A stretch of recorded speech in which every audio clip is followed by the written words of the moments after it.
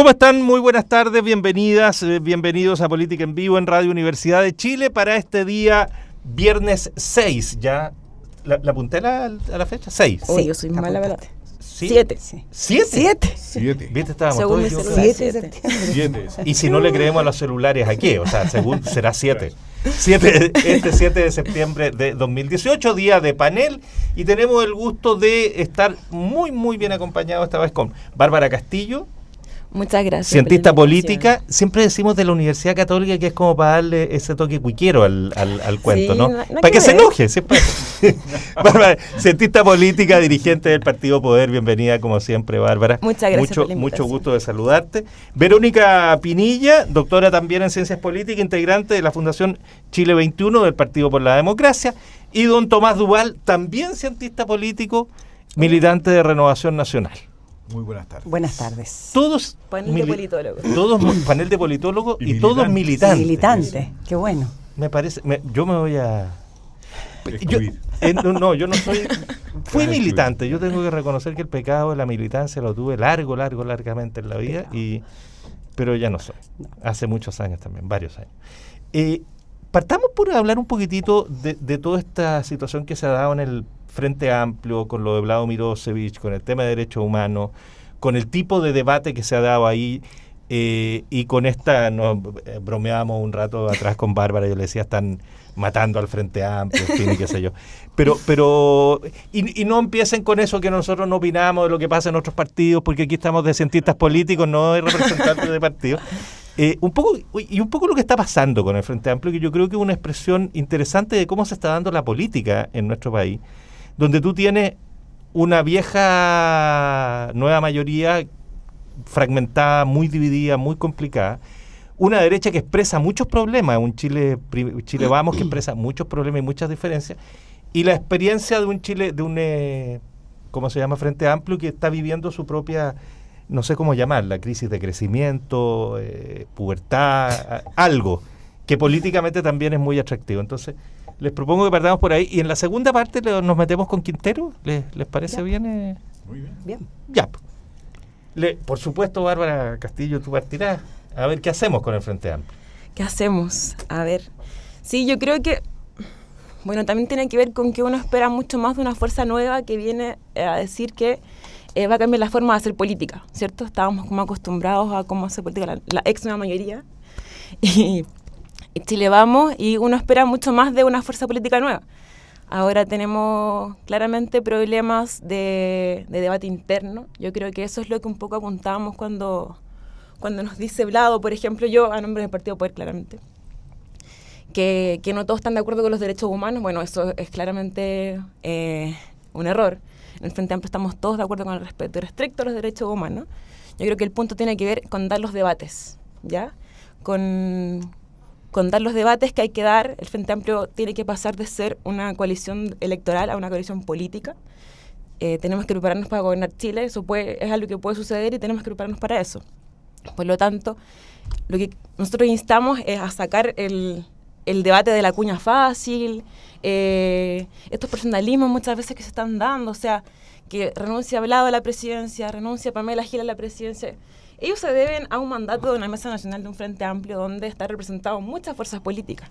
No solamente sus partidos, no solamente ellos como personas. Entonces, esta como salida más comunicacional, más personalista, le hace un claro daño al Frente Amplio, cuando lo que justamente tenemos que hacer es pensar en un conglomerado que se prepara para gobernar Chile, que dé los debates que hay que dar. Nadie puede excluir a nadie del Frente Amplio. O sea, antes, a priori de dar el debate, a priori de ponernos de acuerdo en qué fuerza política queremos ser y qué proyecto político queremos ofrecerle a Chile, ¿quién viene a decir cuál es la postura mayoritaria del Frente Amplio? O sea, primero demos los debates. ¿Verónica o Tomás, como quieran?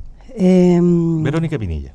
Bueno, yo creo que parte de lo que dice, coincido con parte de lo que dice Bárbara, con otras no. Yo creo que lo que sucede es que efectivamente hay un tema de expectativas, ¿no es cierto? Eso es verdad, pero expectativas que el mismo Frente Amplio ha creado a la ciudadanía respecto a cómo se tiene que hacer la política o cómo tenemos que pasar de un tipo de política que tal vez era la política de los acuerdos, la política de la deliberación política partidista, a una política más participativa respecto de cómo escuchamos a los movimientos sociales. Ellos son lo que ellos representan, muchos de ellos no son ni siquiera partidos políticos, son movimientos, y entonces yo creo que ahí de alguna manera hay una problemática que ellos están enfrentando, y que es una etapa que yo veía que era media normal que sucediera, que pasar de una etapa más reaccionaria, en la cual ellos efectivamente estaban siendo insistente con la palabra, reaccionando a un modelo en la cual la nueva mayoría o la concertación ejercían el poder y la política, tienen que pasar a una etapa propositiva. Y efectivamente una etapa donde los acuerdos políticos y la deliberación interna son cruciales, nos guste o no nos guste, y que forma parte de los ejercicios más tradicionales de cómo los partidos políticos ejercen y desarrollan el poder.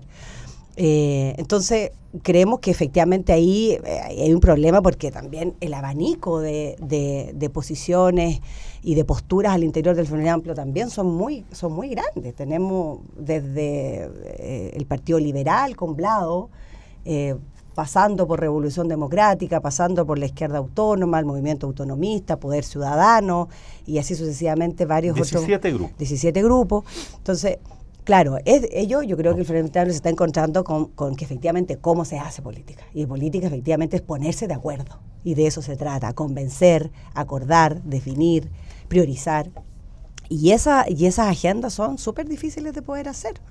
Ahora, creo que lo que termina ocurriendo es que las dificultades de poder pensar internamente, y en eso sí coincido con Bárbara, es que aparecen los personalismos, ¿no?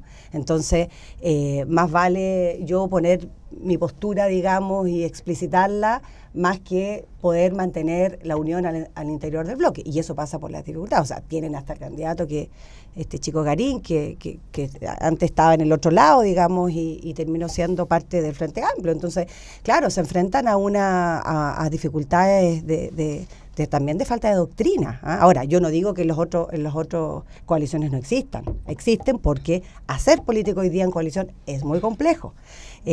Y yo creo que el problema que ellos tienen es que crecieron rechazando esa postura. Entonces, hoy día, como se enfrenta a este problema, creo que ahí tienen que tener efectivamente mucha inteligencia y mucha capacidad de diálogo interno.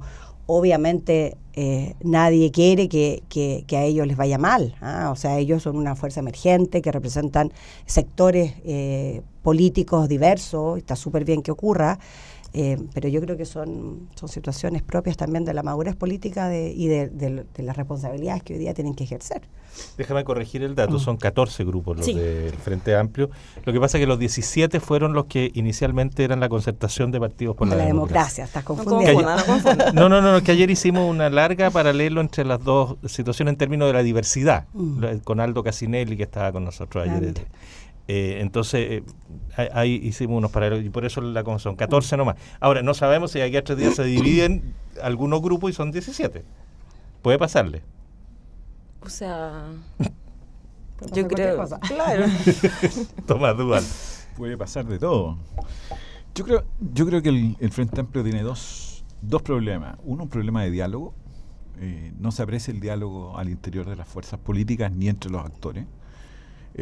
Y básicamente, como bien decía Verónica, aquí hay un protagonismo de algunos actores que también buscan sacar sus propios dividendos y posiciones, cuestión que es normal en la política, y yo creo que no ha sido la lógica de los fundadores del Frente Amplio, pero esto se va a dar y se está dando en la política. Hoy día, antes teníamos a Boric y Jackson solamente en el Congreso, y eran dos voces. Y hablado. Sí. Eran los tres, y básicamente ahí estaba el poder. Hoy día es mucho más diluido y cada uno busca un protagonismo por distintas maneras. Yo creo que ahí hay un tema distinto. Yo creo que ahí le falta diálogo en la toma de decisiones, en poder ponerse de acuerdo. Y el Congreso que efectivamente demuestra que incluso votan divididamente en ciertos temas. Entonces, cuando se produce eso, uno está diciendo, bueno, ahí falta diálogo.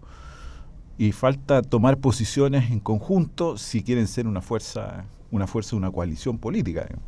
De otra manera, algo irónico, como tú decías, pueden dividirse y subdividirse, digamos, producto de esta falta de diálogo. Y lo segundo, creo yo que también falta ahí un método de resolución de conflictos. No hay todavía un elemento que uno pudiese decir aquí y de esta forma se resuelven estos conflictos. Cosa que no es fácil, todas las coaliciones tienen esa dificultad, no quiero atribuirle a un solo elemento, digamos. Pero creo que ese elemento tampoco está presente. No hay ahí una forma en la cual se solucionen los conflictos antes de que estos estallen de la manera como han sido puestos unos y otros, digamos, más allá de lo de Mirós y del resto, o el último hecho con Pamela Giles.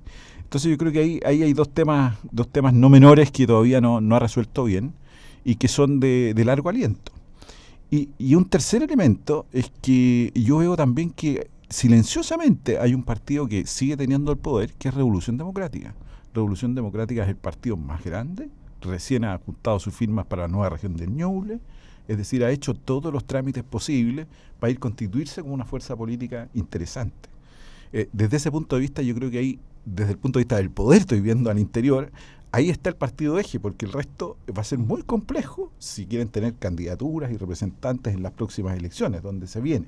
Yo creo que ahí también hay un trabajo que lo han dejado un poco de lado, quizás ocultamente o no lo sé, pero legalmente existe un solo partido.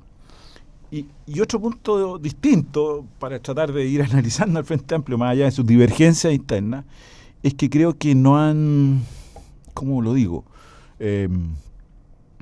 no han rescatado lo que está haciendo el alcalde de Valparaíso, quien efectivamente está gobernando en una ciudad con elementos, ha tenido dificultades como todo municipio, y sobre todo un municipio como Valparaíso, obviamente por cuestiones de recursos, pero ha hecho una gestión de gobierno interesante, y yo creo que es un elemento que sería importante a tomarlo en cuenta en esas decisiones, digamos, más allá de su propio protagonismo. Yo estoy claro que aquí hay un tema del alcalde Sharp de tener, pero hay una experiencia ahí que yo creo que la ha ido construyendo y puede ser muy valiosa en la medida que esos objetivos puede irlos trasladando a su propia coalición política, porque efectivamente lo que Sharp es como la avanzada frente al Estado, está ahí y está gobernando frente a todos los elementos del Estado. Yo creo que ahí hay una experiencia muy importante de hacer. Por eso creo que esos elementos son clave. Ahora, en el corto plazo, yo veo difícil todavía el Frente Amplio, no quiero decir por jóvenes, porque todos son profesionales, titulados, tampoco hay que ningunearlos, son gente inteligente. Aquí no hay que tratarlos de niños ni cosas así, porque no, son profesionales, cada uno en distintas arterias y ganan elecciones, por lo tanto tienen cómo resolver esos temas, pero yo veo muy difícil todavía que puedan resolver esos problemas internos que tienen, que algunos pueden ser de carácter ideológico y otros de procedimiento. Yo creo que ahí hay cuestiones distintas que todavía no han sido capaces de resolver. Verónica, para después darle la palabra a Bárbara tranquila, digamos. ¿Sabes lo que pasa? Yo creo que también ellos se enfrentan a una situación que es la situación de la relación entre la representatividad de los movimientos sociales y cómo tú haces política. Que es una tensión para todos los partidos políticos y para todas las coaliciones. Entonces, es verdad lo que dice Tomás, o sea, finalmente el único partido que tiene características como partido al interior del Frente Amplio es Revolución Democrática. ¿Ah? Entonces, ahí también yo creo que hay un riesgo que los otros movimientos, al no ser capaces de transformar esa fuerza social en política, terminen desapareciendo de alguna manera de este frente, y yo creo que eso es un riesgo. ¿Ah? Es un riesgo cierto, porque finalmente a quién representa, con todo el respeto, que uno también se mete en la situación de otra coalición, pero a quién representa el movimiento autonomista, a quién representa el Partido Poder Ciudadano, a quién representa efectivamente una fuerza que tiene capacidad de poder representarse, o estamos terminando en una discusión parlamentaria y parlamentarizada, porque las discusiones finalmente terminan siendo parlamentarizadas. Entonces yo creo que ahí hay una tensión, cómo logran los movimientos finalmente representarse y mostrar una voz en una fuerza donde los parlamentarios la llevan. Pues, si Ahora, ustedes poder con movimiento autonomista, con Izquierda Autónoma, y entiendo que con Nueva Democracia están intentando hacer un partido entre todos, ¿no? O sea, hay intentos, o sea, como Bárbara Castillo habla. un proceso de confluencia interna dentro del Frente Amplio. Claramente después de las elecciones parlamentarias hay un reacomodo de las fuerzas internas y está la iniciativa y las ganas de armar una confluencia que permita liderar el Frente Amplio. Ahora yo quería hacer algunas aclaraciones, Todas, porque yo por soy favor. muy crítica de mi coalición, pero también, o sea, no nos miremos las caras aquí, o sea, en la ex mayoría tenía unos problemas históricos de ponerse de acuerdo, también con personalismo, chileamos también, incluso problemas entre el gobierno con sus parlamentarios oficialistas. Entonces, esto no es solamente de Frente Amplio y no solamente por inmadurez o porque somos más chicos, podrían decir algunos. De ninguna manera. Tiene Eso que ver sería- con eso el sería carácter un de la ninguneo, política. sería Sí, ninguneo. tiene que ver con el ninguneo. carácter de la política. Ahora, yo no estoy de acuerdo con lo que dice Verónica sobre los acuerdos. Yo creo que los acuerdos son necesarios. O sea, una coalición tiene que ver con ponerse de acuerdo. El problema está, cuando nosotros criticamos los acuerdos, es cuando tú te pones de acuerdo con tu rival, con una coalición que supuestamente no está de acuerdo contigo, no tienen supuestamente posiciones ideológicas comunes y transas para mantenerte en el poder. Eso es lo que nosotros criticamos como coalición, no los acuerdos internos con tus propias fuerzas políticas. Ahora, con respecto a los problemas que tenemos de diálogo, yo creo que sí, obviamente siempre hay problemas de diálogo. Nosotros tenemos una instancia que es la Mesa Nacional del Frente Amplio, donde están representadas todas las fuerzas. El problema que tenemos ahí es que muchas orgánicas no tienen... valga la redundancia, una orgánica fortalecida. Por lo tanto, lo que decían sus presidentas o presidentes de partido no es necesariamente lo que dicen sus parlamentarios, su bancada. Eso, por ejemplo, nos pasa con RD. Y un caso emblemático fue la acusación al fiscal nacional Jorge Abbott, donde Rodrigo Echecopar manda un correo, por ejemplo, a la Mesa Nacional del Frente Amplio diciendo que están de acuerdo, que se suman a la acusación, y al día siguiente sus parlamentarios están en contra. Entonces, tiene que ver más bien con un problema al interior de esos partidos, a pesar de que sea el partido más grande. Y lo mismo pasa con Charp. O sea, Charp ni siquiera responde al movimiento autonomista. Entonces, ¿de qué manera podemos nosotros integrar todo su aprendizaje y sus conocimientos de gobernabilidad cuando no sabemos a qué institucionalidad preguntarle? Yo creo que va más bien por las orgánicas de los partidos. Ahora, otra aclaración. RD es el partido más grande, pero hay 4 partidos dentro del Frente Amplio. Nosotros como Porcio no tenemos 7 regiones inscritas. Tenemos una orgánica que acaba de pasar por un proceso congresal, un congreso ideológico y orgánico. Por lo tanto, no es verdad que sea el único partido.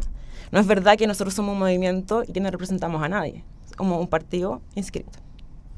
Mi punto es que el Toma duda. partido eje, o sea, cuando tú te construyes al interior de una coalición y tienes un partido que tiene una representación territorial importante, bueno, ese partido pesa mucho en cualquier orgánica, digamos, porque Por tiene, supuesto. a eso me refería, y esa estructura al final te permite levantar candidaturas donde otros hoy día todavía no lo pueden hacer. No es el caso de Poder, pero hay otros movimientos que no lo van a poder hacer. Entonces, creo que ahí hay un elemento distinto. Es evidente también que yo concuerdo con lo que Bárbara está diciendo.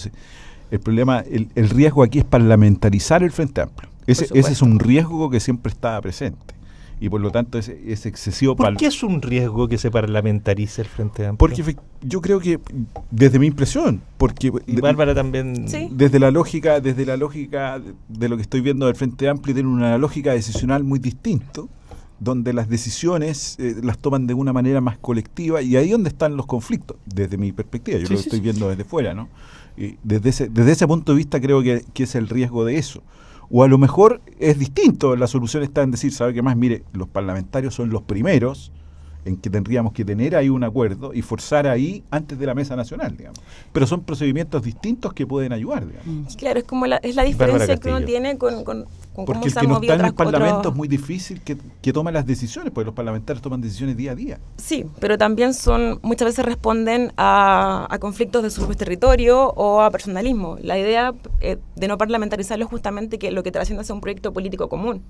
Que el que trabajemos en ese proyecto político para ofrecerle a Chile algo nuevo, una política transformadora, no que cada quien haga lo que sea. O sea, no puede ser que en un mismo movimiento 3 parlamentarios voten de manera distinta. esos parlamentarios del Frente Amplio, eso es lo que no queremos. Queremos un proyecto que sea unificado, queremos un proyecto que tenga unos acuerdos mínimos, queremos un proyecto que se prepare para gobernar Chile. Si eso es lo que Bárbara, tenemos que pero perdón, y cualquiera puede intervenir. ¿Qué falta para que eso se transparente o se note? Primero, porque lo que ocurre es que uno ve, déjame aclararte una cosa, evidentemente el Frente Amplio tiene todos estos conflictos, pero no es ni peor ni mejor que el resto de nuestra política, digamos. Lo que pasa es que hemos decidido en este programa este rato poner la lupa como lo hemos hecho con otros, ¿no? O sea, esto no es que digamos que bien nadie que está excluido, nadie está excluido. Que bien que están los otros y mira qué problema tienen Claro. aquí. Yo diría, no. Quizás la preocupación mayor es porque, como tú decías bien, Verónica, delante, es una fuerza emergente que podría ser la que movilice cambios profundos en la política y por el momento está como frenado por eso. Y en ese sentido la sensación que uno le queda como observador, ¿no? Es no se transparenta qué quiere el Frente Amplio. No hay como una postura de mira, el Frente Amplio va a caminar en esta dirección. Hay cosas que son obvias por las que no va a caminar. Pero ¿qué nos ofrece el Frente Amplio en términos de propuesta, en términos de hacia dónde conduciría al país? ¿Qué es lo que haría? Y yo creo que también es un tema que todavía no han logrado plasmar en una cosa de verdad común. No sé si tú lo compartes, Bárbara, o Verónica. Sí. No, es que Verónica Pinilla. Dos cosas. Uno, yo también creo que no es la intención decir que los movimientos o los partidos que están al interior del Frente Amplio no representan a la sociedad. Obviamente que los representan, por eso están donde están y tienen las representaciones parlamentarias que tienen. La idea era un poco al rol que cumplen ciertos partidos con más fuerza y que tienden efectivamente a eclipsar al resto. Pero creo yo que el tema central en esto tiene que ver con cómo las decisiones políticas y las discusiones políticas dejan de ser discusiones de élite y dejan de ser discusiones, dicho de otra manera, parlamentarizadas únicamente. Y cómo, en el caso Poder Ciudadano, por ejemplo, tiene la fuerza y tiene la capacidad, la inteligencia de seguir con una vinculación importante con las bases. Yo creo que ahí está el tema. De alguna manera, eso fue el éxito de su desarrollo. Llegaron, representaron a sectores populares y sectores políticos que no estaban representados en el Parlamento. Bueno, primero porque estábamos en un sistema binominal, era imposible, pero a partir del sistema proporcional esto aparece como un fenómeno importante. ¿Y cómo logramos que ese fenómeno importante sea mantenido en el tiempo desde la representación de las bases? Ahora, ¿qué es lo que creo yo y la crítica que yo le hago? La diferencia está que con la nueva mayoría, con el gobierno o lo que fue antes la concertación, esto era una lógica permanente porque llevábamos muchos años en el poder. Pero lo que yo le critico al Frente Amplio, que ellos de alguna manera su éxito también se basa en criticarnos respecto a las cosas que están viviendo hoy día. Entonces, ahora, uno no hace acuerdos políticos porque quiere seguir en el poder, uno hace acuerdos políticos porque quiere gobernar, que es diferente. Y la gobernabilidad también se traduce en la capacidad de resolver acuerdos y problemas sociales. Ahora, uno puede después decir o puede llegar a la conclusión de que esas definiciones fueron tomadas en el seno de los partidos políticos, pero no en las bases. Y yo creo que ahí está esa tensión. Yo insisto en esa tensión. Ahora, ¿cómo se va a resolver? Eso requiere mucho trabajo, yo creo que mucha capacidad de diálogo con las bases, con las comunidades, con los barrios, lo que de alguna manera los partidos que han estado en el poder administrando también gobierno lo pierden, porque también hay un desgaste. Tantos años uno deja de consultarle, digamos, a quienes son nuestros representados. Entonces, yo creo que ahí está el tema, sin obviamente querer ningunearnos ni mucho menos, porque ustedes están ahí en una labor propia del desafío que les corresponde. Bárbara. Sí. Bárbara Castillo. Yo creo que gobernar per se, porque sí, sin tener en atención lo que dice la gente, en atención el derecho ciudadano, también es un error. O sea, un acuerdo de gobernabilidad que tenga al 99% de Chile en malas condiciones, no, para mí no es aceptable. Pero pasando a lo que tú preguntabas sobre que no tenemos ninguna brújula, no tenemos como una ruta. No, yo lo que no, porque no te pongas en eso, pues no es así. Hay brújula, evidentemente lo que uno percibe del movimiento del Frente Amplio es que lo ponen en común la necesidad de cambiar el modelo neoliberal, eso es evidente y está claro y no hay ninguno que no esté en eso.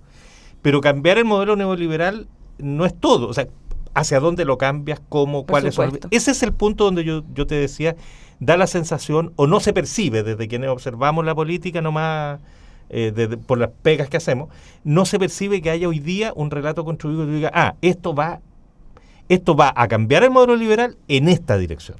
Lo primero es evidente que es así, o sea, no es que no haya brújula. Sí, no, es que igual tiene un poco que ver con que es una coalición bastante nueva, sin duda. Y pedir como este acuerdo macro es un poco difícil cuando estamos recién en el proceso de diálogo también, incluso de confluencias que se están dando al interior del Frente Amplio. Las fuerzas al interior también se están poniendo de acuerdo a dónde quieren ir. Pero nosotros sí tenemos el programa de Beatriz Sánchez, el programa de muchos, que es algo que firmó todos los parlamentarios y parlamentarias del Frente Amplio, que iba a ser el mandato para estos 4 años de periodo legislativo. O sea, hay una base común. El problema también está en que muchas veces esa base tampoco se cumple por alguna parlamentaria, y tiene que ver con lo que señalaba adelante. Esa falta de yo le digo sentido de militancia porque yo me cuadro con mi partido, sí, claro. pero esa falta como de ser parte de un proyecto político que es colectivo, que es más grande, cuando está en un espacio de poder. O sea, ¿quiénes están ahí como RD, por ejemplo, que ha votado a favor de los TLC cuando nosotros hicimos un compromiso en contra de los TLC? ¿Está? Entonces, en Bolivia pasa lo mismo. Claro, en Bolivia pasa lo mismo. Colocaron una posición y votan distinto. Sí. Entonces, eso para mí es el gran problema que hoy tiene el Frente Amplio, el gran problema que tenemos que solucionar. Y allá también apunta el congreso que vamos a tener el próximo año, un congreso ya donde también participan los independientes del Frente Amplio, donde las diferentes orgánicas, probablemente ya estén más claros el proceso de confluencia al interior del Frente Amplio. Y eso va a permitir ya tener más grados de diálogo y de mecanismos de resolución de conflictos, que son necesarios, obviamente. No puede ser que por la prensa la gente salga resolviendo o generando más conflictos. Yo creo que vamos a estar los 4 de acuerdo en que al Frente Amplio le cayó una responsabilidad a destiempo, brutal. O sea, yo me acuerdo el día, perdónenme, me tomo 30 segundos. No. Porque no podéis ser el 20%, tener 20 parlamentarios cuando estás recién armándote. Y además una oposición que le cae la responsabilidad de ser la principal oposición al gobierno, porque lo que era el mundo de la centroizquierda, por llamarlo de alguna manera, está desarticulado, con peleas internas, no sabe muy bien qué quiere hacer tampoco, con pocas posibilidades de ponerse de acuerdo. Entonces, de verdad yo creo que los pilló en un momento súper difícil. Lo que dice Bárbara, estamos armando nuestro relato, y tenemos que además gobernar. Y además decir cómo gobernar, y además ser la oposición. Yo creo que les tocó... en ese sentido me refiero a destiempo, como que las capacidades instaladas por lo Nobel del movimiento eran insuficientes para recibir la carga que les cae encima, y es un esfuerzo muy grande el que tienen que hacer para poder procesar todo lo que tienen que procesar al mismo tiempo, y junto con eso ir respondiendo a la vorágine de tener 20 parlamentarios o 21. Es que en ese sentido sí te entiendo. Yo lo veo como que pasaron desde un tema monocorde, que era la educación, a otros. Y de una organización muy rápido. Pero eso muy de rápido. Pocos movimientos, o sea, muy rápido, no, si estoy de acuerdo, estaban es solo muy metidos rápido en tema de educación, pero no todos. Sí, no, pero pasaron de un gran tema a otro muy distinto, digamos. Ahí concuerdo contigo. Ahora, lo que pasa es que hay señales que son preocupantes. Lo que pasó con Bravo de Derechos Humanos, yo no.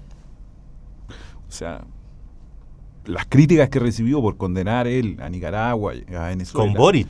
¿Ah? Con Bravo. Con Blado. Y con Boric igual. Lo que te entendí con Bravo. Y con Boric estaba igual. tratando de cachar que Bravo. No, y con Boric igual. Sí, entonces yo creo que esas señales son las que a uno le preocupan.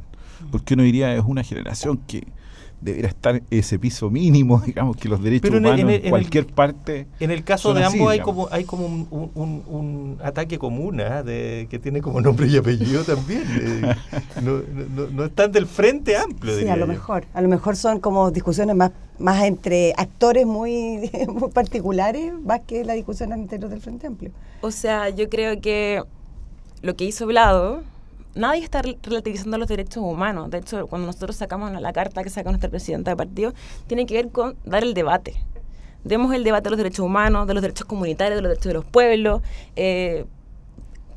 Pongamos atención al intervencionismo internacional. O sea, demos el debate. no por una cuña fácil zanjar las cosas y decir quién está dentro y quién está fuera del Frente Amplio. Ahora, lo que hizo, por ejemplo, el MDP, que es un movimiento dentro del Frente Amplio, de vetar ha hablado, estamos totalmente en contra. O sea, no puede ser. Sí. O sea, no puede ser que un movimiento vete a un parlamentario de una presidencia de una comisión. Sobre todo porque las presidencias de las comisiones fueron un acuerdo del Frente Amplio, claro, y nosotros pusimos la atención en que en ese tema internacional tenemos diferencias claras, pero esa diferencia tiene que zanjarse antes del acuerdo de decir quiénes presidían las comisiones. O sea, nadie más dijo nada, bueno, entonces ahora no vengan a reclamar, pues si ya sabíamos que esto se venía. Es que justamente lo que tú planteabas, Felipe.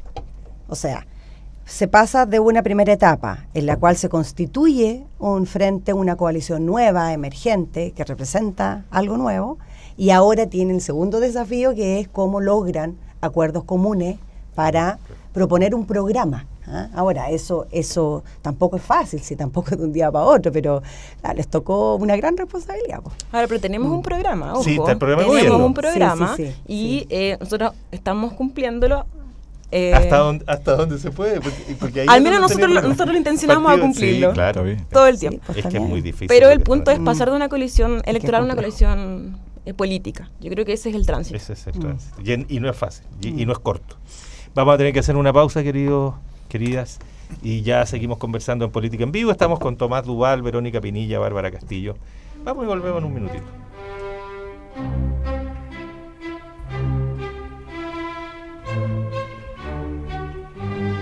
Estamos de vuelta ya en Política en Vivo, conversando con Tomás Duval, Verónica Pinilla, Bárbara Castillo. Hemos hecho un análisis del Frente Amplio interesante que, bueno, como todos los análisis en periodos breves de tiempo, nunca terminan por dar todas las respuestas, pero creo que le dimos una buena mirada, por lo menos. Quinteros, amigos y amigas, Quinteros. Ayer en el programa nuestro entrevistamos al presidente de el área de ambiental y de investigación ambiental del Colegio Médico, Andrei Chernichi, que vapuleó al informe de la Superintendencia Medioambiental. Le hizo bolsa, para decirlo en francés. Luego dijo que este es un tema que debería estar hace mucho rato en manos del Ministerio de Salud, porque lo que hay ahí es una crisis de salud, no es una crisis ambiental. La crisis ambiental está instalada hace mucho tiempo, no es una crisis. Eso, lo que hay ahí es que no hay ambiente, digamos. ya no está en estado de crisis. Y, en fin, bueno, y hay muchas otras expresiones, pero fíjate que terminábamos esa parte del programa diciendo que a mí me parece que este es el festival de la hipocresía, de todos, porque lo que se ha hecho con esa zona de nuestro país y con esa gente es una cuestión que durante 30, 40 años, no tomemos la dictadura porque no vale, pero desde que hay democracia se ha destruido esa zona y se ha privilegiado de maneras bastante brutales todos los negocios, la instalación de lo que sea sobre la base de incluso traspasar las normas ambientales cuando esto lo impedían.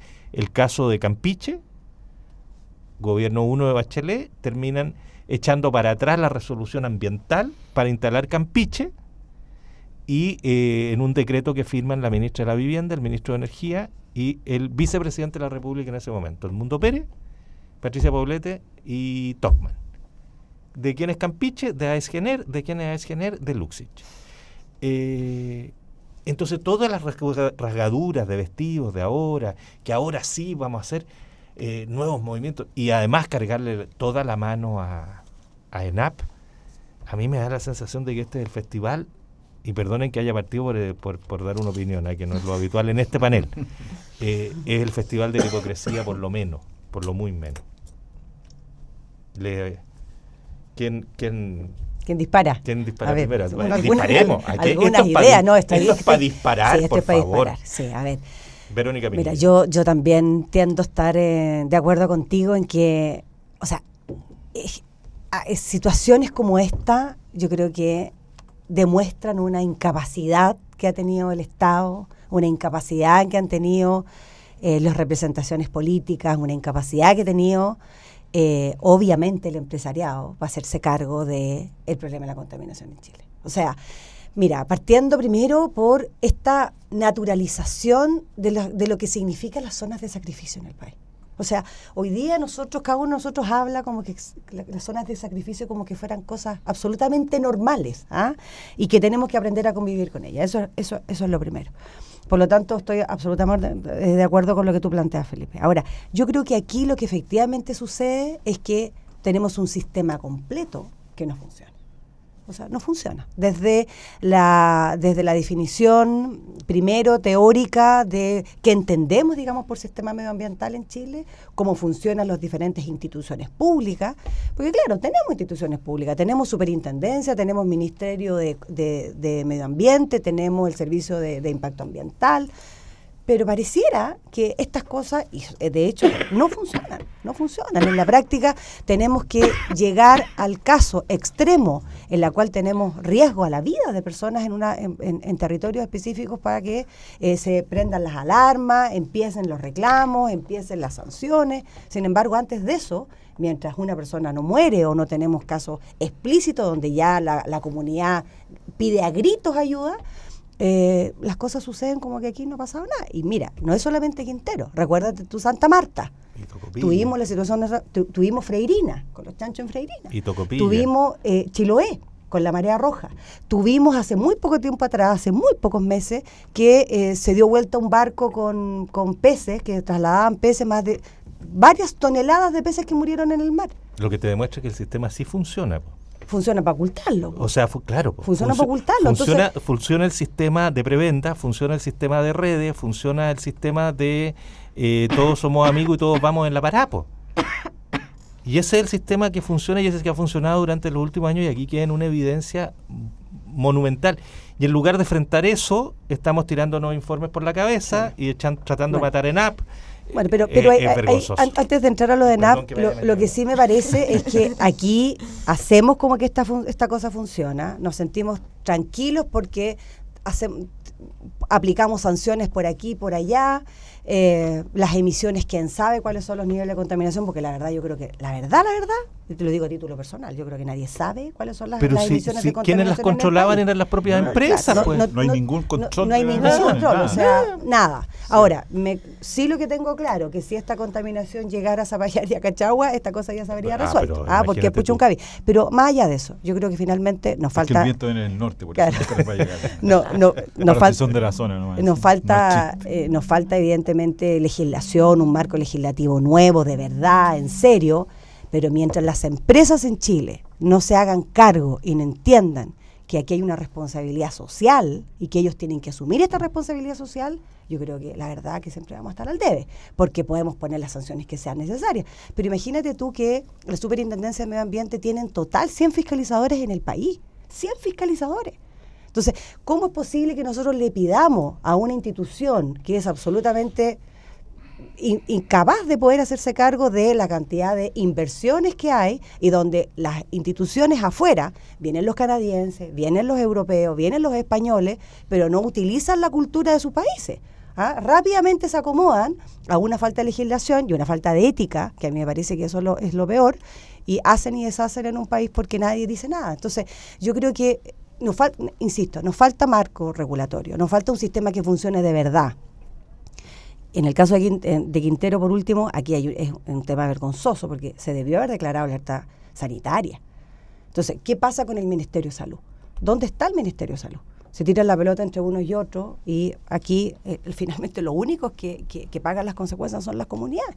Entonces, hay un tema de marco legislativo, pero nada va a ser suficiente hasta que no nos hagamos cargo, las empresas se hagan cargo de la contaminación y de la preocupación de acercarse a los niveles de la OECD, que los tenemos claritos cuáles son, sabemos cuáles son. Ellos cuando llegan a Chile saben cuáles son las reglamentaciones, pero saben también que Chile tiene un tremendo forado de falta de fiscalización, regulación, preocupación también.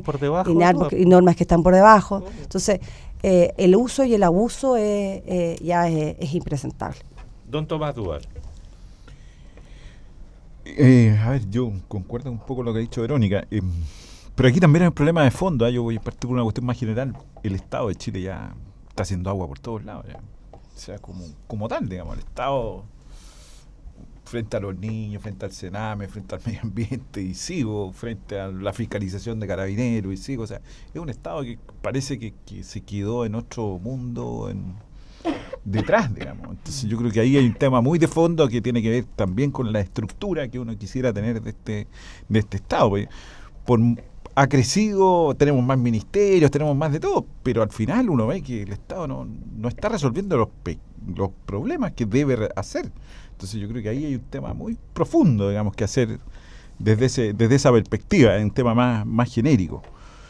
Sobre Quinteros, ¿qué iba a decir? El propio Estado, pues si es ENAMI, pues si partamos por ENAMI es esa planta que existía en Quintero, hoy día ya tira menos.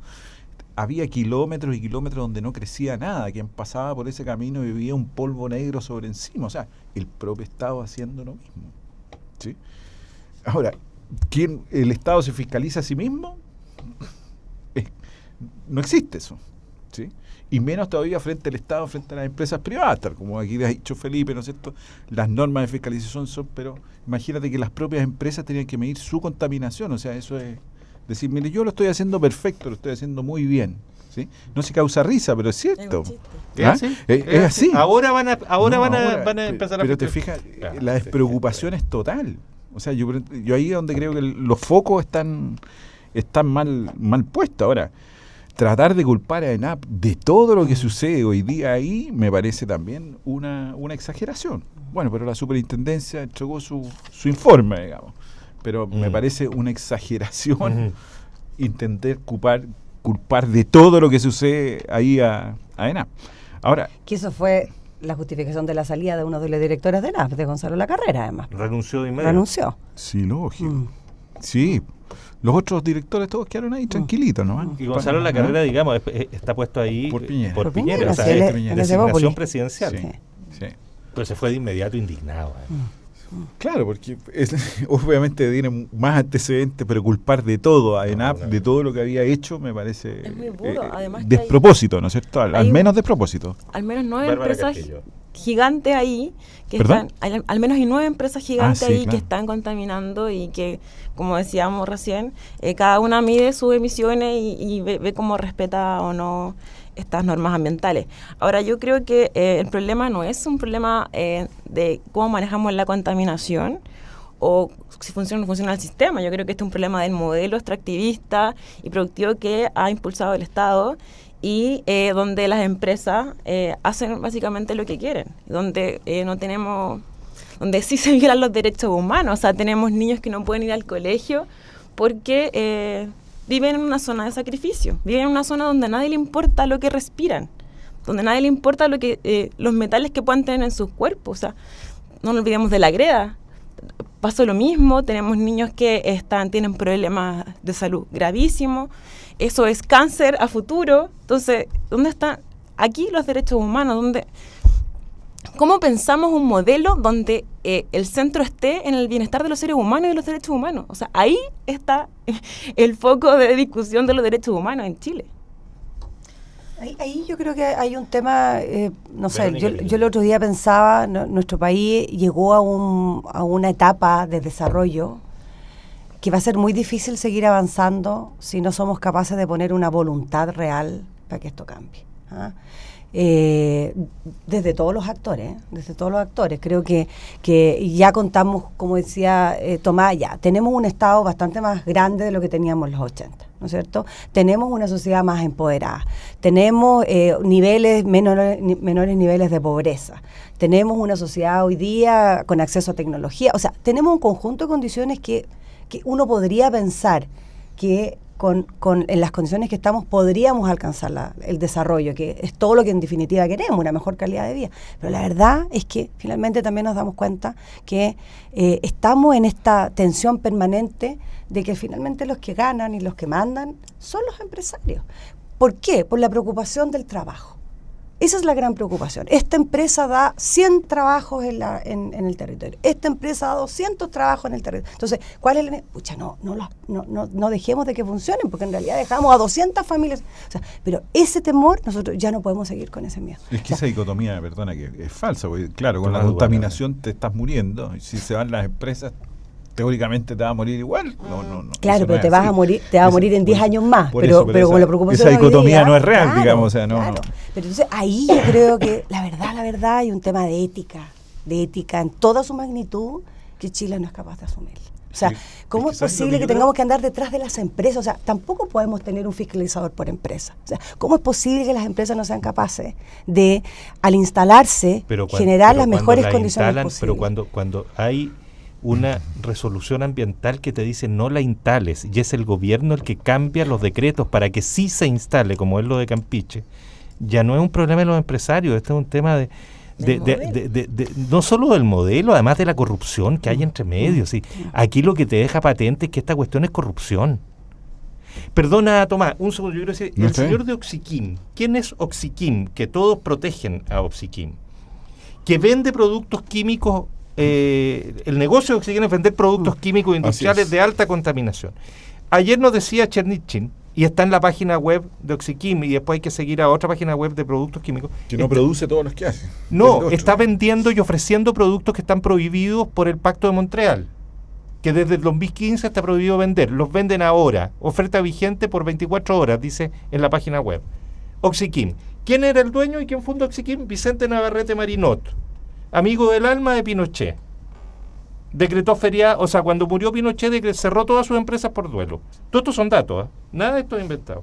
Este señor, además de tener una serie de otros intereses, por ejemplo, es dueño de 543 hectáreas del Panul, eso que está aquí en Locaña, que era de esta Universidad de Chile. En 1977, la Universidad de Chile sacó a remate esas 543 hectáreas del Fondo Panul a un solo postor. El remate era para uno, para el señor para don Vicente Navarrete Marinot. Compró 543 hectáreas de Panul en 1 millón de pesos. Convertido a moneda de hoy, 17 millones de pesos. 543 hectáreas aquí en Locaña. Ese señor, que después pone de presidente de esa compañía al abogado de Pinochet y abogado del presidente de la República, que además es socio por 20 años del marido de la ministra de Medio Ambiente, y uno dice, ¿y por qué Oxiquim nadie dice qué es lo que hace que no contamina? Lo que hay detrás de todo esto, y perdón que en esta oportunidad pero yo no me puedo resistir, porque esta me parece a mí ya que sobrepasó todos los límites. Esto es la revelación de lo corrompido que está la élite chilena, lo cruzada que está, los poderes que se cruzan aquí, y todo lo que hay detrás de esto es plata. Y la plata importa más que las personas. Ese es el drama que nos revela Quintero, más allá de quién tiene la culpa, cómo se fue, lo que van a hacer una escuela, la greda, en vez de greda la van a hacer de porcelana, bueno, y los cabros chicos van a andar todos en bicicletas nuevas, lo que quieran. Pero lo que reveló, y que lo revela en muchas otras partes de Chile, es este contubernio brutal que hemos vivido durante todos estos años entre esta parte de la élite chilena. Perdón. Ahora ahí también hay un ejercicio, yo creo que no somos capaces de abordar en su magnitud, que tiene que ver con cómo el sistema, nuevamente, porque eso es lo único que tenemos para poder echarle mano hoy día, a falta de ética en los negocios, es la incorporación de tecnología. O sea, hoy día en el mundo hay tecnología suficiente para poder medir la emisión de contaminantes en cada una de las empresas, ser capaces de fiscalizar de manera automática. O sea, hay instituciones que fiscalizan y a la superintendencia le llega la información automática de la emisión de contaminantes, porque eso no lo podemos extender, porque no somos capaces de mirar que los procesos productivos tienen que cambiar, tienen que mejorarse, hay inversiones que hay que hacer. Bueno, busquemos la manera de poner las inversiones suficientes para que eso, pero eso tampoco lo miramos. Entonces, hoy día no tenemos ni una excusa, no hay ni una excusa, solo la búsqueda, como dices tú, de los negocios y la rentabilidad ahora en el minuto, da lo mismo lo que pasa en el futuro, y yo lo que me pregunto es cuántos otros casos graves tenemos en el país sin saber, sin darnos cuenta. O sea, creo que ahí hay un largo camino que tenemos que recorrer. Podemos avanzar con legislación, pero no va a ser suficiente, si queremos hacernos la trampa entre nosotros, que eso es lo que no estamos haciendo. Enriqueciéndose además las mismas empresas, los mismos personajes, a costa no solamente del bolsillo de otro, a costa de la salud del resto. Entonces, alguien tiene que ponerle un freno y vemos que no estamos siendo capaces. O sea, a costa de la vida de las personas, en realidad. Sí, yo creo que el problema no pasa por la tecnología, porque la tengamos o no la tengamos, los informes son aceptados o no aceptados de acuerdo a los intereses del gran empresariado. Entonces, el problema va por otro lado. Tengamos o no tengamos la tecnología, el problema va a persistir si quienes hoy día mandan Chile van a seguir haciéndolo. Yo creo que pasa por una legislación mucho más fuerte, o sea, no puede ser que las normas ambientales sean tan laxas, no puede ser que se cumpla o no se cumpla de acuerdo a lo que dice el gobierno de turno, no puede ser que tanto nos gusta comprarnos con la OCDE, pero para estas cosas no. Para estas cosas, cuando se trata de los derechos humanos, cuando se trata del medio ambiente, ahí somos los peores y a nadie le importa. Entonces, yo creo que pasa ahí por asumir la responsabilidad en el Parlamento de ponernos estrictos y de dejar que sigan gobernando el gran empresariado de Chile. Don Tomás. Es que eso sería lo peor que podría pasar. El prestigio empresarial no estaba muy bueno. Acuérdate que en la colusión los empresarios, los gerentes tiraban los computadores al Canal San Carlos aquí en Santiago, ¿sí? Por lo tanto, aquí hay un tema mucho más de fondo. La crisis de los empresarios no es solamente ahora, viene desde hace un tiempo, porque no supieron interpretar lo que la sociedad estaba transformándose, y efectivamente, como en algún relato lo hace Felipe, en un cierto tiempo, efectivamente esa colusión los dejó en el laissez-faire, hacer lo que ellos querían en cualquier parte, y además financiando campañas políticas, porque también, digámoslo, que antes que era el tema. Entonces, ahí se producía un nexo y una dependencia, llamémoslo así, mayor, si los empresarios colocaban los recursos para la política. Si cuando el financiamiento era privado, eso es, digamos, y los escándalos de la política han revelado, hay unas puntas del iceberg, pero esto es mucho más grande de lo que uno quizás imagina, digamos. Entonces, es cierto, ahí hay una colusión muy, muy fuerte, y yo creo que los propios empresarios sintieron un golpe, han tratado de cambiar, han cambiado sus cúpulas empresariales, no sé si van a llegar, pero efectivamente lo que revela Quintero es eso, revela esa conjunción. Y uno puede revelar distintos temas de otras naturalezas. Estoy pensando en Tiltil, ¿sí? Está bien, que lo mínimo sería que Tiltil tuviera, en términos económicos, digo, alguna externalidad, que le llegara algo. 0,00, digamos. ¿Ah? Ni siquiera eso. O sea, tampoco es política. Por eso esto de denominar zonas de sacrificio me parece el término a mí no me gusta, digamos, y creo que uno no pudiera hacerse cargo de decir, mire, yo vivo en una zona de sacrificio. Es como decirle a alguien, estás aquí frente a la muerte. Lo mismo puede ocurrir en Coronel, donde también hay cierta contaminación. Antofagasta con el agua, sí. Pero más allá de la contaminación, yo creo la campaña del polvo mata en Antofagasta. Claro. Yo creo que aquí el tema de fondo es efectivamente que esas regulaciones tienen que aplicarse al mundo de las empresas y al mundo privado, de la misma manera. O sea, por eso yo ponía en contradicción aquí, el Estado no hace su pega, los otros tampoco la hacen, porque los dejan sueltos en el camino. Y al estar todos sueltos, bueno, es distinto a la OCDE en Europa, no están todos sueltos, se rigen, hay normas, se fiscalizan, pero fiscalizar la contaminación, los propios que la emiten, es como jugar un partido de fútbol y yo soy árbitro y también soy jugador, digamos. O sea, voy a tener que ganar el partido de todas maneras, no puedo perderlo. Esas situaciones que uno se ríe son las que pasan.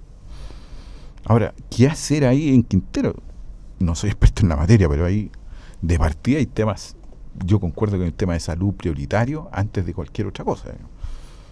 Y distinto en las empresas, digamos. Ahora, ¿por qué no declararon urgencia sanitaria? El ministro en algún momento dijo que era porque no atentaba directamente con la salud. O sea, eso la verdad, yo creo que ha pasado un poco sin mucha protagonismo, pero sus declaraciones fueron absolutamente impresentables. Una falta de Santelices dijo que no, que después pidió perdón. Después pidió excusas. Sí, no ha hecho ni una buena. ¿Cómo sigue, güey? Para mí me resulta... Es que ahí está el rol del Ministerio de Salud. O sea, los Ceremi están en las regiones fundamentalmente para poder ¿Habrá identificar hecho este tipo de Amanda casos. Piñera de que tiene que mantener a Santelice por un año? Porque la verdad es que no le ha chuntado a ni una, la ha hecho todas mal. Sí. Bueno, según los Ay, dictámenes perdón, de la ayer me señora comentaban directora, que la emisión de olores no se sancionan en Chile. O sea, No, tú po, puedes no. tener una empresa que cumple todas las reglas, pero el olor es insoportable como las chancherías y tienes que vivir con eso. Y vives con eso. Sí, o pues sea, si uno frente cuando a mi se casa viene... una vieja tiene como 40 gallinas y no es broma. Entonces imagínate. No. Sí, yo creo que el problema de fondo aquí es que hay vidas que valen más que otras, parece. Y eso es lo lamentable. Las instrucciones de la señora directora fueron que... Tenemos que terminar ya. Así que 1.000.000 de gracias, Bárbara Castillo. Muchas 1.000.000 de gracias, gracias. Verónica Pinilla. 1.000.000 de gracias, Tomás Duval. Gracias, Gracias a buenas tardes. ustedes. Disculpen que me haya metido más de la cuenta, pero es que con este tema no me daba el hígado para soportar sin decirlo. Muchas gracias a todo el equipo que hace posible que estemos al aire, primero en la radio, en directo, y luego en el streaming de televisión que los podrán encontrar mañana allí. Que tengan un muy buen fin de semana. Todavía no es el 18, espérense, vayan de a poco. No, todavía no. Tómense, sí, pues todavía no, váyanse de a poco. Y muchas gracias por su compañía. Hasta el lunes. Buen fin de semana.